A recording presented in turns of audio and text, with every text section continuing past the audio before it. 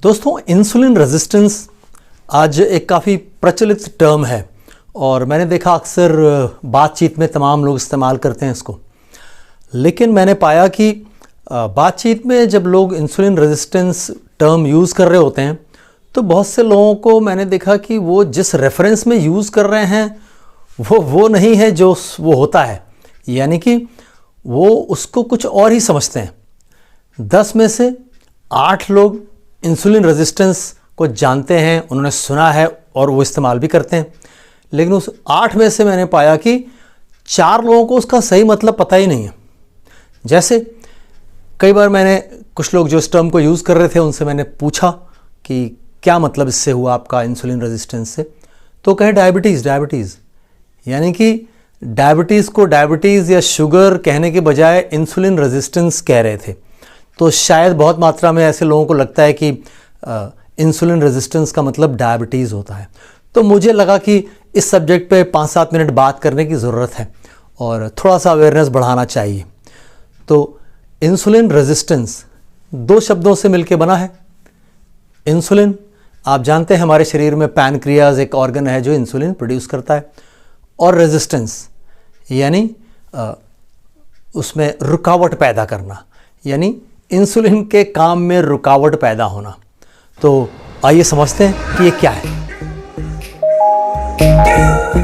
नमस्कार दोस्तों, मैं हूं न्यूट्रिशन गुरु संजीव पांडे और आपका बहुत स्वागत है हेल्थ खजाना में। दोस्तों, जैसा कि मैंने आपसे बात की कि इंसुलिन रेजिस्टेंस पर आज हम बात कर रहे हैं। तो इंसुलिन जिसकी की आवश्यकता पड़ती है हमारे शरीर में, जब भी खाना जाता है तो उस खाने का बहुत सा हिस्सा हमारा शरीर ग्लूकोज में कन्वर्ट कर लेता है, शुगर जिसे हम कहते हैं। उस ग्लूकोज की आवश्यकता ये होती है कि उस ग्लूकोज को सेल के अंदर भेजना होता है ताकि वहाँ जा कर के वो भट्ठी में जल करके एनर्जी प्रोड्यूस कर सके, जिससे हमारे शरीर के सारे कामकाज चलें। तो जब भी ग्लूकोज हमारे शरीर में आएगा तो हमारा जो सिग्नल है नर्वस सिस्टम से वो पैनक्रियाज को चला जाएगा कि ग्लूकोज की सप्लाई आ रही है, इंसुलिन भेजो। तो इंसुलिन वो जो सेल है उसमें लगे हुए दरवाजे के में जो ताला है उसकी चाबी की तरह से है। खाने से जब ग्लूकोज बनेगा उस ग्लूकोज को सेल के अंदर जाना है। सेल के अंदर जाने के लिए उसका ताला खोलना होगा और वो ताला खोलेगा जो चाबी, उसका नाम है इंसुलिन। ये बहुत सिंपल सी चीज़ है। अब ये इंसुलिन रेजिस्टेंस क्या हुआ फिर? ये इस तरीके से हुआ कि अगर आप चाबी लगाते रहें और ताला न खुले तो यहाँ रेजिस्टेंस क्रिएट हो गया। यानी इंसुलिन जो चाबी लगा रहा है उससे सेल का ताला नहीं खुल रहा। कोई दरवाज़ा खटका रहा है और दरवाज़ा नहीं खुल रहा। दरवाज़ा नहीं खुल रहा तो फिर दूसरी चाबी ले आओ, तीसरी चाबी ले आओ और चाबी ले आओ, राइट। ऐसे ही जब ताला नहीं खुल रहा तो पैनक्रियाज और इंसुलिन भेज रहा है और इंसुलिन भेज रहा है और इंसुलिन भेज रहा है। ऐसे में क्या दिक्कत आ सकती है?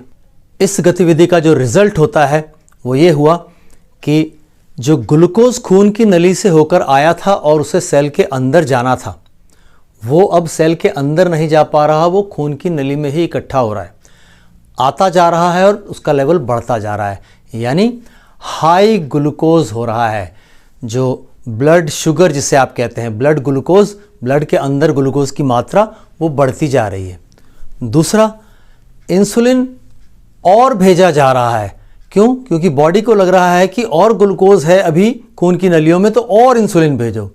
इस तरीके से इंसुलिन की भी मात्रा बढ़ती जा रही है। जब ग्लूकोज की मात्रा बढ़ रही है खून के अंदर तो उसे कहते हैं हाइपरग्लाइसीमिया, और जब इंसुलिन की मात्रा बढ़ रही है तो उसे कहते हैं हाइपर इंसुलिनीमिया। और ये दोनों कंडीशन इंसुलिन रेजिस्टेंस की वजह से क्रिएट हो रही हैं। अगर ऐसा होगा तो क्या खतरा पैदा हो सकता है, क्या रिस्क हो सकते हैं आपको? पहला, आप टाइप 2 डायबिटीज़ की तरफ बढ़ रहे हैं, यानी आपके ब्लड में जो ग्लूकोज का लेवल है वो हाई रहने लग रहा है। अब आपका जब टेस्ट होगा, ब्लड टेस्ट, तो आपका ब्लड ग्लूकोज हाई आएगा और आपको डायबिटिक डिक्लेयर करके दवा थमा दी जाएगी। ये आपको खाते रहना है ज़िंदगी भर। एक ये खतरा है। दूसरा, आपका वेट बढ़ने लगेगा, आपके शरीर में फैट एक्यूमुलेट होने लग जाएगा, स्पेशली जो विसरल फैट है, जो ऑर्गन्स के ऊपर डिपॉजिट होता है, वो और भी इस काम को बढ़ाने लग जाएगा। जब ऑर्गन्स के ऊपर फैट डिपॉजिट हो जाएगा तो वो इंसुलिन को अपना काम करने में और भी बाधा डालेगा। ये जो ग्लूकोज है, ये हमारी बॉडी के जो ज़्यादातर जो सेल्स जिसको कंज्यूम करते हैं वो मसल सेल्स हैं, फैट सेल्स हैं और लिवर सेल्स हैं। यानी लिवर और मसल्स के काम में भी बाधा पड़ने लग जाएगी क्योंकि एनर्जी नहीं मिलेगी। इसके बाद आप हार्ट डिजीज़ के शिकार हो सकते हैं, आपको दिल से संबंधित प्रॉब्लम क्रिएट होने लग जाएगी क्योंकि आपकी खून की नली में प्रॉब्लम क्रिएट हो रही है। साथ ही महिलाओं में, फीमेल्स में PCOS, polycystic ovarian syndrome, PCOS की प्रॉब्लम क्रिएट हो सकती है। तो एक नज़र डालते हैं कि क्या कारण है ना, क्या कॉजेज़ हैं जिसकी वजह से ऐसा होने की संभावना होती है। पहला, ओबेसिटी। यदि आप ओवरवेट हैं, आपका वजन आपकी हाइट के हिसाब से जो होना चाहिए उससे बहुत ज़्यादा है, तो आपको इंसुलिन रेजिस्टेंस का खतरा क्रिएट हो सकता है। Number 2, sedentary lifestyle. आज बहुत सारे काम ऐसे हो गए हैं जिनमें आदमी का मूवमेंट ख़त्म हो गया है। सारा दिन बैठ के लैपटॉप पे या डेस्कटॉप पे काम करते रहते हैं, हिलना डुलना नहीं होता। तो अगर आप ऐसे सेडेंट्री लाइफस्टाइल में हैं तो आपको ध्यान रखना होगा कि हर आधे घंटे पौन घंटे में आपको थोड़ा मूवमेंट करना होगा। उठ के थोड़ा चलिए, टहलिए, या 1 घंटे के बाद फिर आप आधे घंटे का ब्रेक लेके टहलिए। सेडेंट्री लाइफस्टाइल में इंसुलिन रेजिस्टेंस का खतरा बहुत बढ़ जाता है। नंबर 3, आपकी जो डाइट है उसमें अगर रिफाइंड कार्बोहाइड्रेट्स और रिफाइंड शुगर की मात्रा ज़्यादा है, जो कि आज चारों तरफ दिखाई दे ही रहा है, तो भी आपको इंसुलिन रेजिस्टेंस क्रिएट हो सकता है। इसके अलावा नंबर 4, एक जेनेटिक रीज़न भी पाया गया है, वेरी रेयर लेकिन होता है। Number 5, stress. अगर आपका तनाव जो है वो लगातार हाई रहता है, आप हमेशा तनाव का सामना कर रहे हैं, जैसा कि आजकल वर्क कंडीशंस में है, सब लोग बहुत तनाव में रहते हैं पूरे समय, तो भी आपको इंसुलिन रेजिस्टेंस क्रिएट हो सकता है। Next, lack of sleep. अगर आपकी नींद नहीं पूरी हो रही, अगर आप 4-5 घंटे ही सोते हैं रात में, तो यकीनन आप इंसुलिन रेजिस्टेंस के शिकार हो जाएंगे। और फिर जो मैंने आपको बाकी प्रॉब्लम्स बताई, टाइप 2 डायबिटीज़, हार्ट प्रॉब्लम्स, ये सब बहुत ज़्यादा खतरा है आपको होने का। और एक आखिरी कारण, इन्फ्लेमेशन।